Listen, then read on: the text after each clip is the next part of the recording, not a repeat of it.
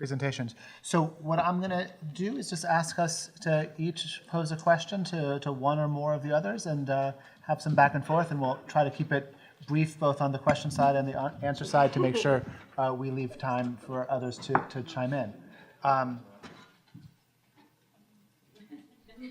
Do you want to start? No, but I will. Really? Yes. I guess I was thinking about, Shannon, what you were just talking about, this continuity and sort of transformational moment. And because part of what I was trying to work through in my own idea was the same tension, the same question, and how one of the problems that I see that we're struggling with is that these same kind of contradictions end up being named differently. I mean, you know, for the lack of a better word, it's sort of, but yet there is something at stake in those different namings. You know what I'm saying? There is something important to note. So one of the ways I've been trying to think about it is whether or not this is, the way I've expressed it before, is this a difference in degree or a difference in kind? Or at what point does a difference in degree become a difference in kind? And so, for example, in the context of the New Orleans sort of neoliberal reform model, obviously, you know, as Naomi Klein described it, this was sort of the paradigm case of disaster capitalism brought to the domestic shores. I mean, this had already been played out in other parts on the globe, but it was brought home. And yet there was a particular, I guess I would say, racial project that was at play in its acting out, right? It had to do with taking a place that was seen as a black geography and remaking it into something else. So those are just, it's not really a question. I just put that out there as something for you. And Shireen, you can react to it as well, but I was just thinking about it in terms of this question of continuity and difference or distinction. Well, it's addressed to you, but follows the same sort of question. You named a moment when, you know, recognition is required in neoliberalism. So you're going to have, in Canada, we have, you know, this frenetic pursuit of apologies and reparations at exactly the moment that the land is also being frenetically stolen and developed. So you named that in your talk, but that really leads me to consider Noah's question, because and maybe Cheryl's point might fit into this. I wonder if that's one axis, but the other axis is that there are people and places that are beyond recognition. So people call them death worlds. You know, New Orleans is an example of this. Places that have been written off absolutely intentionally as not a part of the nation. And so those places also coexist with projects of recognition. I just wonder if that's the arrangement. You know, I mean, so now we're not letting Shannon talk, but Fascinating. I was fascinated by what you just said, because part of what is going on here, as you describe these places, is, you know, one can think about Detroit or New Orleans as places that, you know, have that kind of character that you're talking about, but this is all a predicate to redevelopment. Right, you know, it's the declaring of the land as vacant when it actually isn't, which is of course the ultimate settlerism, and then it becomes a predicate for redevelopment. So the redevelopment of the education system in New Orleans is now the complete privatization of it, the turning over of the public fisc of public education into private hands. But the predicate act has to be to fire everybody, close all the schools, declare it vacant, and then start all over again. Yeah, that's why you have to be terrified when Trump says he's sending his folks into Chicago.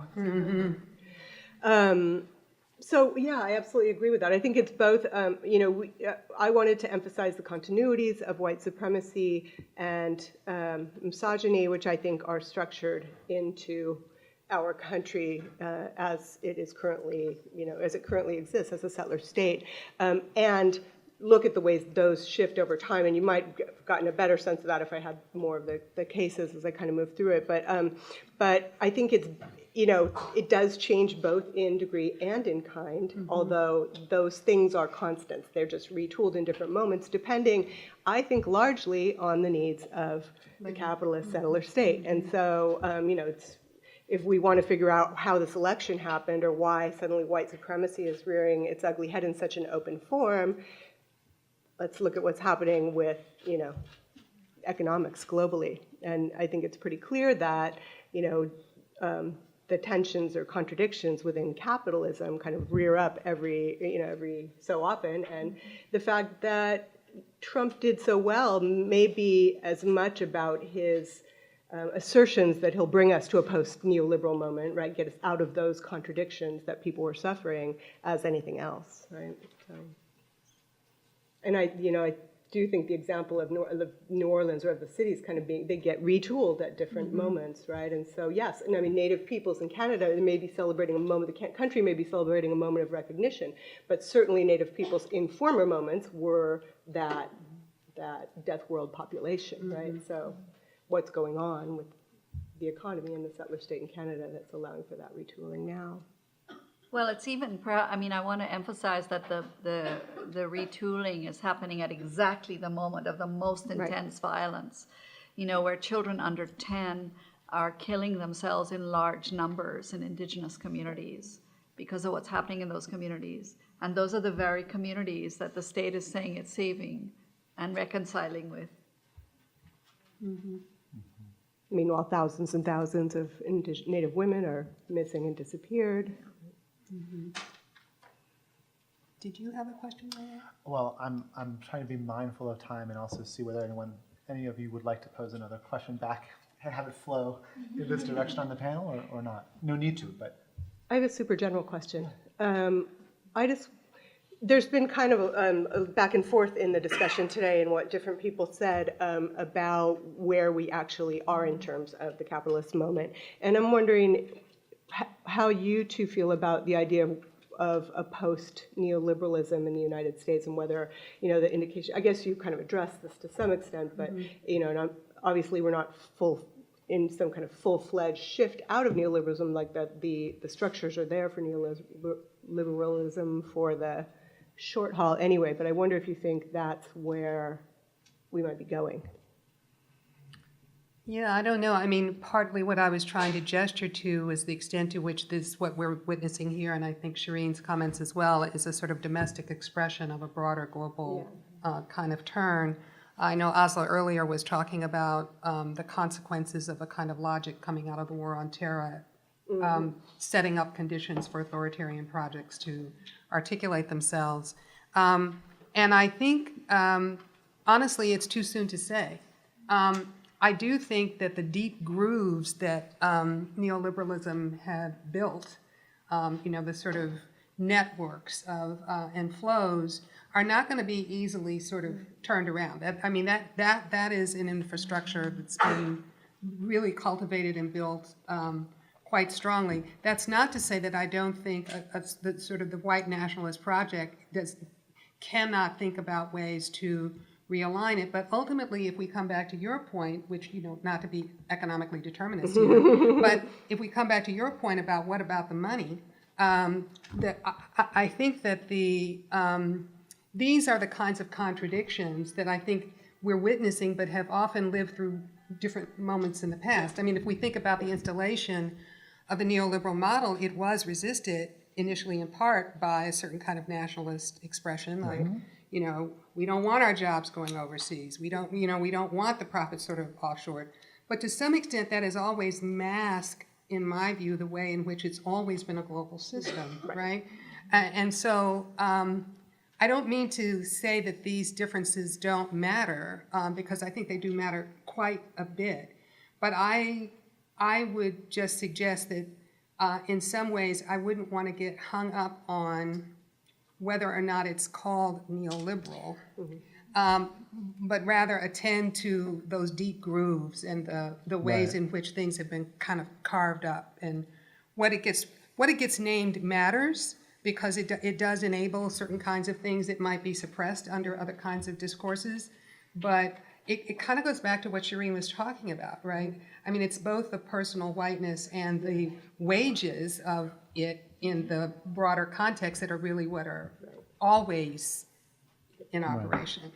You know, what you just said about whether it matters what we call it also resonated with something, Shannon, that I appreciated, with which you're using both settler colonialism and kind of capitalism as the kind of base structures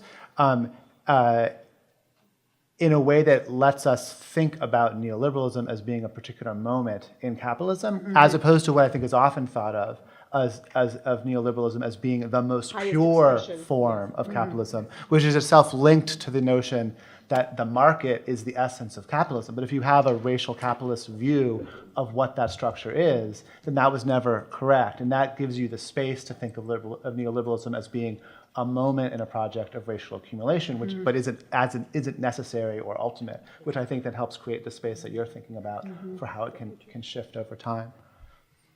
You want to have the last word, Shireen? Yeah. Okay. All right. So why don't we open it up for several questions or comments, and then we'll see how we're doing on time and an opportunity to respond, and we may push the envelope just a little bit in terms of our next break, because we have some flexibility at the end. So questions, comments, please.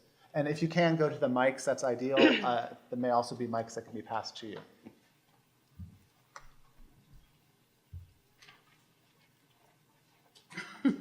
We're tiring you out. Stunned you all into silence.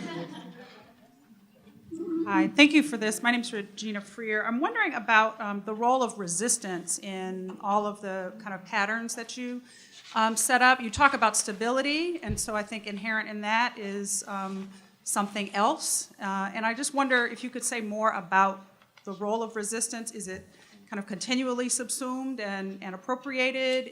I'm thinking of Black Lives Matter as also preceding, this moment too, and I just wonder if you had some thoughts about that. Yeah, I certainly, at least in my remarks, was not intending to convey a kind of totalizing picture of which always is subsuming the resistance. What I was trying to map out, though, was a sort of diagnostic of understanding what was at stake in the move from colorblindness to white nationalism.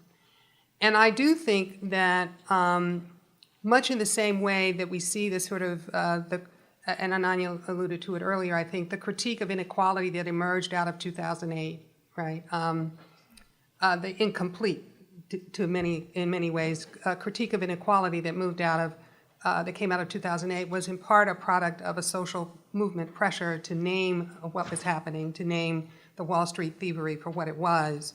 And also was the seeds of, or the seeds of what we now see as a sort of modern social expression to resist colorblindness, right?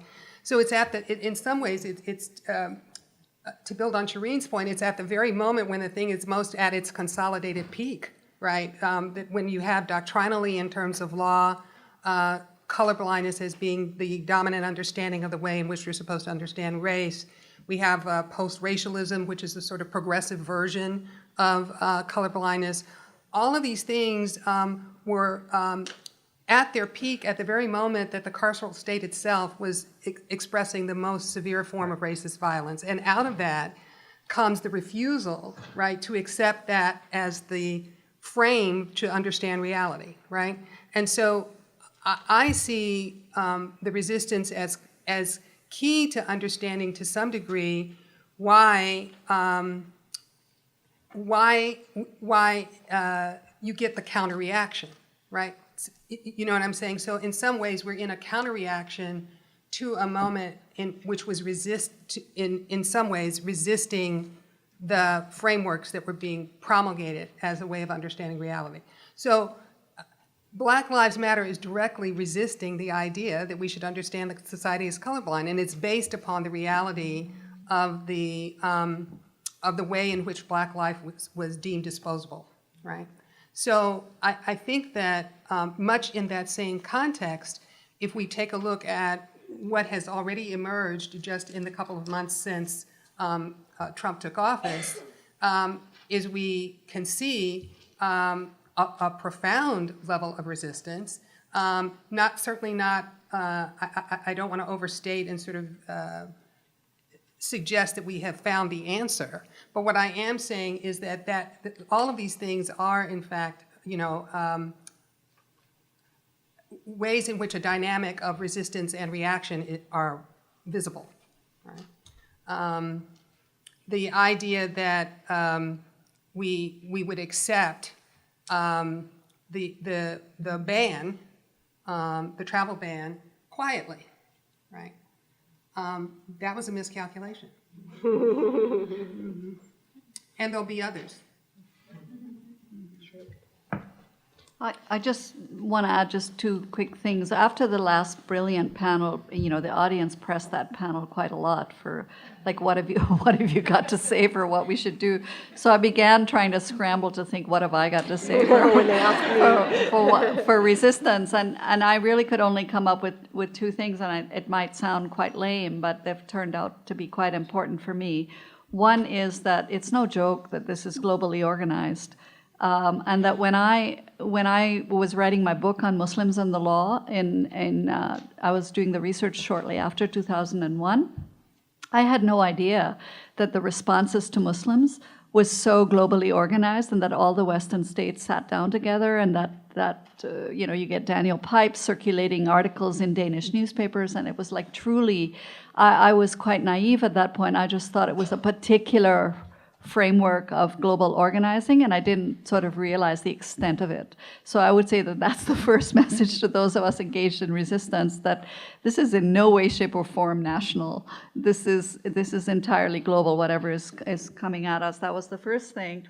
And the second thing was, the reason for thinking about masculinity and femininity was to understand how all of these systems operate through each other, and that we really forget that at our peril, and that we're going to miss understanding how these racial arrangements are actually produced if we don't think of them as produced, through femininity or through masculinity.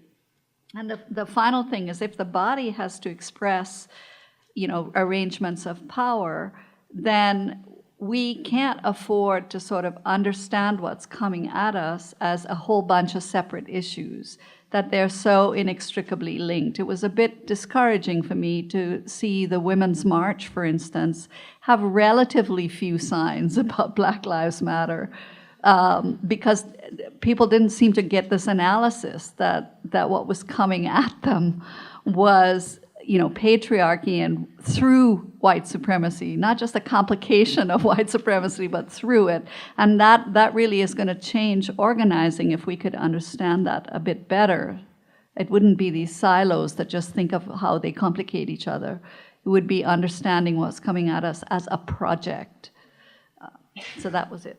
So I think, as often is the case, a couple of more questions started coming out of the woodwork. I'm going to ask people to at least get those out on the floor, and the panelists to hold responses. And then we'll see. We may have to just let them be questions for us all to talk about collectively, but at least have the opportunity for people to add their voices. So why don't we go ahead and see what we have? I think this side maybe was it? Were you? Okay, go for it. Thank you. So the question I had, I've been thinking a lot about a term.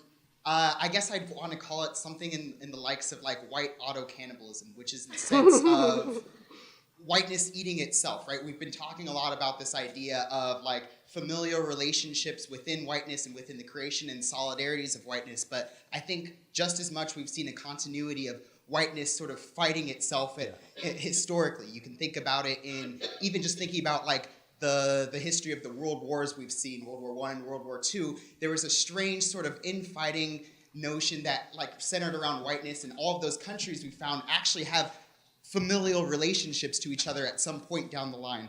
And I started thinking about this question also and thinking about the ways, I think a previous panel was talking about how Jewishness is questioned in terms of fitting into whiteness and not fitting into whiteness as time has moved on, and sort of the shifting mechanisms of that. So I wanted to pose the question, as we think about the ways in which whiteness is being solidified and condensed in this moment, how we can also think about the intersections of neoliberalism and white supremacy as actually working against this whiteness project. So something to consider in there. Thank you. I'm an actor, and as in everything, all the conversations have been about resistance. But this pilot season, like every show is about some terror and so, but the narratives have been like very assimilative. Like it's like the best Muslim whatever in this terror unit becomes the one who whatever. And so I'm wondering like how the process of assimilation, because we know that's what's gonna happen, because this is what we're talking about, how that will proceed in this very blatant level that we are now. Other questions? Yes. Hi, I don't think I need a mic, right?